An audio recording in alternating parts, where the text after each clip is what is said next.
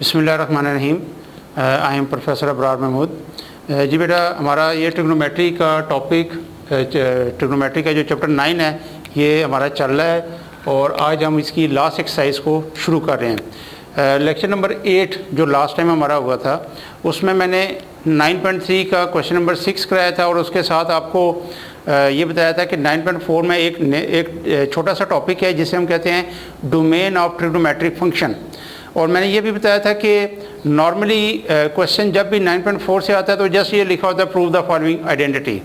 ये नहीं लिखा होता जैसे इसने देखें, ये लिखा हुआ है prove the identities and also state domain in each case.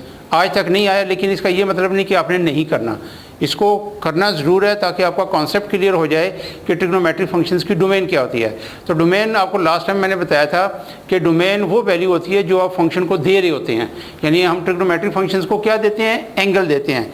तो ये एंगल क्या चीज़ है, उसके लिए डोमेन है। और इस पर ये जो वैल्यू रिटर्न करता है तो वैल्यूज़ को हम क्या कहेंगे? रेंज। तो अभी फ़िलहाल हमारा टॉपिक डोमेन तक है। रेंज का जो टॉपिक है वो डोमेन रेंज कंबाइन वो चैप्टर 11 में होगा, तो इंशाल्लाह वहाँ भी इसको थोड़ा सा और मज़ीद डिटेल में देखेंगे। तो जस्ट फॉर गो थ्रू कि एक्सरसाइज शुरू करने से पहले कि हमने एंड पे क्या सीखा था। हमारे पास 6 ट्रिग्नोमेट्रिक फंक्शन है। तो ये जो पहले 3 ग्रुप्स हैं, यहाँ पे मैंने 6 ट्रिग्नोमेट्रिक फंक्शंस के 3 ग्रुप बना दिए हैं। कौन कौन से? पहला है साइन और कॉस। इन 6 ट्रिग्नोमेट्रिक फंक्शन में से साइन और कॉस 2 ऐसे फंक्शंस हैं जो ओवर की फॉर्म में नहीं है, तो इसलिए ये कभी भी अनडिफाइंड नहीं होंगे। यानी किसी भी जगह पे किसी एंगल पे ये मैथ एरर वाली सिचुएशन जो कैलकुलेटर में आ जाती है वो नहीं आएगी। आप इसको छोटे से छोटा एंगल और बड़े से बड़ा एंगल देंगे, ये आपको आंसर ज़रूर प्रोवाइड करेंगे। तो इसलिए इसकी डोमेन होती है for all theta belongs to R. जबकि टेन और सीकेंड इसमें ओवर में कॉस आ जाता है, तो जहाँ पे कॉस आंसर 0 देता है वो एंगल हम एक्सक्लूड कर देते हैं। तो वो थे, याद होगा मैंने बताया था कि 90 के ऑड मल्टीपल्स। तो आपने यूँ लिखना है for all theta belongs to R, यानी सारा रियल नंबर बट इनको छोड़ के। कौन से? 2n+1। 2n+1 मैंने कहा था कि ये ऑड नंबर बनाने के लिए फार्मूला है। n कोई भी इंटीजर है, जब आप उसे 2 से मल्टीप्लाई करेंगे तो वो क्या आ जाएगा? इवन आ जाएगा। और जब उसमें +1 करेंगे तो अब ये वैल्यू हमेशा ऑड आएगी। और ये किसका ऑड होना चाहिए? π/2। π/2 कौन होता है? रेडियन फॉर्म में π/2 और डिग्री फॉर्म में वो 90 डिग्री होता है। इसी तरह कॉट और कोसिकेंड, इन दोनों के डिनोमिनेटर में साइन फंक्शन होता है। तो साइन फंक्शन जहाँ जहाँ आंसर 0 देगा वो आपने सारे एंगल एक्सक्लूड कर देने हैं। तो वो क्या थे? For all theta belongs to R but theta is not equal to n π। यानी साइन सबसे पहले 0 पे आंसर देता है, फिर 180 पे 0, फिर 360 पे 0, फिर इसी तरह 180 ऐड करते जाएँ, 540, फिर 720 एंड सो ऑन। फिर ग्रुप नंबर 4 मैंने ये कहा कि कुछ क्वेश्चंस में ऐसा होगा कि ग्रुप 2 और ग्रुप 3 से फंक्शन या तो ये दोनों और ये दोनों मिलके चारों फंक्शन आ जाएंगे, या कुछ केसेस में ऐसा होगा कि इन दोनों में से एक फंक्शन और इन दोनों में से एक फंक्शन मिक्स हो जाएंगे। यानी ग्रुप 2 और ग्रुप 3 अगर मिक्स होके आ जाएंगे तो फिर इसको मैंने ग्रुप 4 बना दिया। उस केस में आपने ये लिखना है for all theta belongs to R but theta is not equal to n π/2। ये चीज़ अभी आपको क्लियर हो जाएगी जब अभी हम क्वेश्चन शुरू करेंगे। अच्छा बेटा, इनको प्रूव करने की ये टेक्निक है, आप लोगों ने मैट्रिक में भी सीखा था कि ये ज़रूरी नहीं है कि एक ही वक्त में दोनों साइड्स को सॉल्व करें। एक आसान टेक्निक मौजूद है कि आपको अगर एक साइड जिसमें ज़्यादा सिंप्लीफिकेशन नज़र आ रही है उसको सिलेक्ट करें और उसको दूसरी साइड के इक्वल प्रूफ कर दें। ये सबसे आसान मेथड है। लेकिन कुछ क्वेश्चन होते हैं कि उसमें जब तक दोनों साइड्स को सॉल्व ना किया जाए वो एक सेम आंसर पे नहीं आते, तो उस केस में बेशक आप कर लें, लेकिन उसमें भी आपने यही करना है कि पहले लेफ्ट हैंड साइड को सॉल्व करके उसकी सिंप्लीफाइड फॉर्म ले आएँ, फिर राइट हैंड साइड को सॉल्व करके उसकी सिंप्लीफाइड फॉर्म लाएंगे। जब वो दोनों आंसर मैच कर जाएंगे तो आपने एंड पे लिख देना है left hand side equal to right hand side. जी, यहाँ देखें लेफ्ट साइड पे भी आपको 2 फंक्शन नज़र आ रहे हैं, राइट साइड पे भी 2 नज़र आ रहे हैं। अब नंबर ऑफ फंक्शन तो सेम है, यहाँ पे फंक्शन ऐड हो रहे हैं, यहाँ पे मल्टीप्लाई हो रहे हैं। तो ये बात बेटा याद रखनी है कि एडिशन में सिंप्लीफिकेशन ज़्यादा होती है एज़ कम्पेयर टू मल्टीप्लिकेशन। लेकिन उसमें भी आप ये देखें कि ये कोसिकेंड 1/sin एक फंक्शन है, यानी इसके अंदर एक फंक्शन है। सीकेंड 1/cos इसके अंदर भी एक फंक्शन है। जबकि tan के अंदर 2 फंक्शन हैं, sin/cos। इसी तरह कॉट के अंदर भी 2 फंक्शन है, cos/sin, और ये प्लस भी हो रहा है। तो इसमें सिंप्लीफिकेशन की ज़्यादा गुंजाइश है, तो हम लेफ्ट हैंड साइड सेलेक्ट करते हैं। एक दफ़ा एज इट इज़ इसको लिखें और फिर अगले स्टेप से इसको सॉल्व करना शुरू कर दें। साइन कॉस के अलावा जितने भी ट्रिग्नोमेट्रिक फंक्शन आ जाएं, कोशिश करें उनको साइन कॉस की फॉर्म में लेके चलें। तो ये आ जाएगा sine theta over cos theta, और कॉट आ जाएगा cos theta over sine theta. इसका मैं इसी जगह एलसीएम ले लेता हूँ, दोनों फंक्शन डिनोमिनेटर वाले इसके एलसीएम में आ जाएंगे। जिसके नीचे जो फंक्शन है वो तो एलसीएम में कैंसिल हो जाएगा, बाकी जो बचेगा वो उसका न्यूमरेटर वाली वैल्यू से मल्टीप्लाई होगा। जैसे देखें कॉस से कैंसिल, साइन बच गया, sign into sine, sine square theta. इसी तरह सेकंड टर्म में साइन थीटा है, ये कैंसिल हो जाएगा, कॉस बचेगा, cos into cos, cos square theta. तो आप लोगों ने पढ़ा हुआ है, मैंने आपको 9.2 के साथ सिखाया था कि ये फंडामेंटल आइडेंटिटी ऑफ ट्रिग्नोमेट्री है। क्या? Sine square theta plus cos square theta equal to 1। ये 1 हो जाएगा over sine theta into cos theta. Reasoning करना चाहें तो बेशक कर दें, अच्छी बात है, अच्छा इंप्रेशन पड़ जाता है एग्जामिनर पे कि इस बच्चे को हर चीज़ को की समझ है। अब इसमें से आप इन दोनों को सेपरेट कर दें, 1 over sine into 1 over cos. 1 over sine होता है कोसेकेंट थीटा और 1 ओवर कॉस होता है सीकेंट थीटा। तो यही हमें राइट हैंड साइड के लिए रिक्वायर्ड था। ठीक है बेटा, तो ये देखें प्रूफ हो गया। अब डोमेन पे आ जाएं। डोमेन में देखें आपने लेफ्ट और राइट दोनों साइड्स को देखना है कि इसमें कौन कौन से फंक्शन शामिल हैं। टेन, कॉट, सीकेंट, कोसेकेंट, ये 4 फंक्शन है। तो ये 4 फंक्शन का ये आपके सामने लास्ट प्रूफ है। तो आपने क्या लिखना है? For all theta belongs to R but theta is not equal to n π/2। और n क्या चीज़ है? इंटीजर। ये जब आप क्वेश्चन पूरी एक्सरसाइज को एक दफ़ा प्रैक्टिस कर लेंगे तो फिर आपके लिए ये चीज़ मुश्किल नहीं रहेगी कि डोमेन को हम कैसे याद रखें। वो बार बार लिखने की वजह से आपको खुद ब खुद याद हो जाएगी।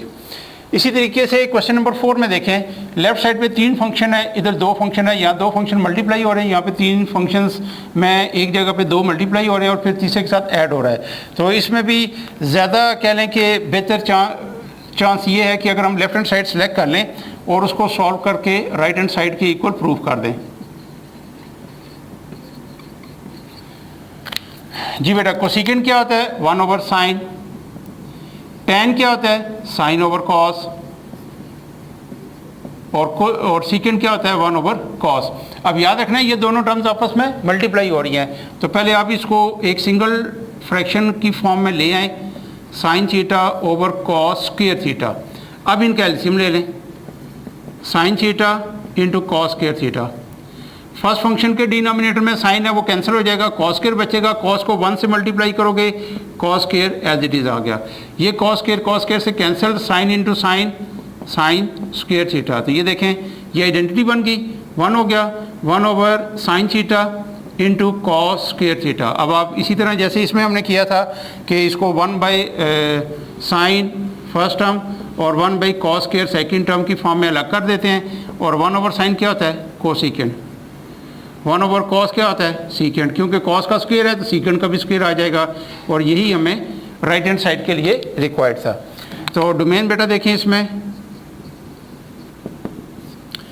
देखें यहाँ पे कौन कौन से फंक्शन है? कोसेकेंट, टेन और सीकेंट, ये 3 डिफरेंट फंक्शंस हैं। तो 3 डिफरेंट फंक्शन आपको अगेन ग्रुप नंबर 4 में नजर आएंगे। तो आप क्या लिखोगे? For all theta belongs to R but theta is not equal to n π/2। और n क्या चीज़ है? n integer. इसी तरह बेटा देखें क्वेश्चन नंबर 5। यहाँ देखें लेफ्ट साइड पे भी 2 फंक्शन है, राइट साइड पे भी 2 फंक्शन है। यहाँ तक बात बैलेंस है। यहाँ भी दोनों का स्क्वायर है, यहाँ भी दोनों का स्क्वायर है, ये भी बात बैलेंस है। इधर भी दोनों के बीच में माइनस है, इधर भी दोनों फंक्शन के बीच में माइनस है। तो अब ये देखें कि किस तरफ टर्म्स ज़्यादा हैं। ये 1 over cos single term, 1 over sine single term. ये टेन है, टेन क्या होता है? साइन ओवर कॉस, 2 फंक्शन है। कॉट क्या होता है? कॉस ओवर साइन, इसके अंदर भी 2 फंक्शन है। तो अब आप देख सकते हैं कि इस साइड को लेने से इसकी निस्बत सिंप्लीफिकेशन इसमें ज़रा ज़्यादा है और इसकी मदद से ये प्रूफ करना बहुत आसान होगा। तो इस केस में हम राइट हैंड साइड से शुरू करने लगे हैं। क्या है हमारे पास function? Tan square theta minus cot square theta. ठीक है बेटा, इसको चेंज कर दें, टेन को और कॉट को sine square theta over cos square theta minus cos square theta over sine square theta. इनका एलसीएम ले लें, sine square theta into cos square theta, LCM आ गया। फर्स्ट फंक्शन के डिनोमिनेटर में कॉस स्क्वायर है, कॉस स्क्वायर कैंसिल हो गया, साइन स्क्वायर बच गया। वो इस साइन स्क्वायर से जब मल्टीप्लाई करेंगे तो साइन की पावर 4 नहीं लिखना, कभी भी इस तरह नहीं लिखना, इसको हमेशा इस पैटर्न में लिखना है। इसी तरह सेकंड टर्म के डिनोमिनेटर में साइन स्क्वायर है, साइन स्क्वायर से कैंसिल, कॉस स्क्वायर बच गया, वो इस ऊपर वाली टर्म कॉस स्क्वायर से मल्टीप्लाई होगा, तो इसको भी आपने इस फॉर्म में लिखना है। अब देखें ये ओवरऑल कौन सी फॉर्म है, ऊपर ए स्क्वायर माइनस बी स्क्वायर वाली फॉर्म है। तो ए स्क्वायर माइनस बी स्क्वायर में आपके सामने रिजल्ट क्या आता है, ए plus B into A minus B. अब याद रखना है कि ए से मुराद है साइन स्क्वायर और बी से मुराद है कॉस स्क्वायर, तो ये ए प्लस बी और ये ए माइनस बी आ गया। जबकि डिनोमिनेटर में जो एलसीएम है वो एज इट इज चलेगा। अब ये तो आइडेंटिटी हो गई 1,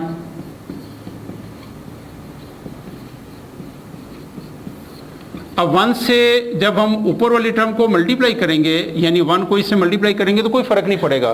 तो इसका मतलब है कि अब आप फर्स्ट टर्म के साथ डिनोमिनेटर अलग कर दें, क्योंकि ये जो हमने प्रूफ करना है इसमें दो ओवर वाली फॉर्म नहीं है, अलग अलग टर्म दी गई हैं। तो साइन स्क्वायर के डिनोमिनेटर में ये सारे का सारा एलसीएम आ जाएगा, sign square theta into cos square theta. इसी तरह minus cos square theta over sine square theta into cos square theta. तो इसमें से देखें कौन कौन कैंसिल हो गया, इसमें से साइन स्क्वायर, इसमें से कॉस स्क्वायर। तो यहाँ पे हमारे पास बच गया 1 ओवर कॉस स्क्वायर थीटा और ये 1 ओवर साइन स्क्वायर थीटा। तो 1 ओवर कॉस क्या होता है, सीकेंड। अब क्योंकि कॉस का स्क्वायर है तो सीकेंड का भी स्क्वायर आ जाएगा। इसी तरह साइन क्या होता है, कोसीकेंड, तो 1 ओवर साइन क्या हो जाएगा, कोसीकेंड स्क्वायर थीटा। तो ये देखें लेफ्ट हैंड साइड पे हमें यही चाहिए था, ठीक है, equal to left hand side. अब इसकी डोमेन पे आते हैं। डोमेन में देखें बेटा again tan, cot, secant, cosecant, 4 different function, ये ग्रुप नंबर 4 में ही आ गए। तो यहाँ पे आपने लिखा for all theta belongs to R but theta is not equal to n π/2, n belongs to integer. अब आपने ये नहीं समझा कि क्या हमेशा हर क्वेश्चन में यही फॉर्म आएगी, नहीं।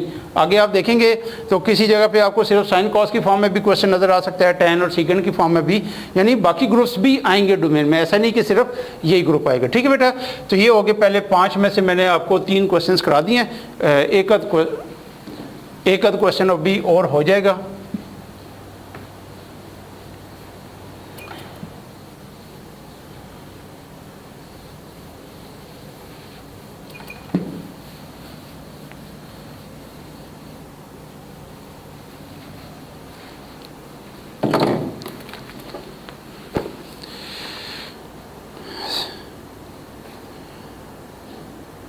सिक्स 7 8 में से मैं आपको एक क्वेश्चन करा रहा हूँ।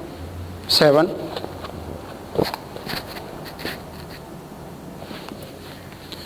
Secant theta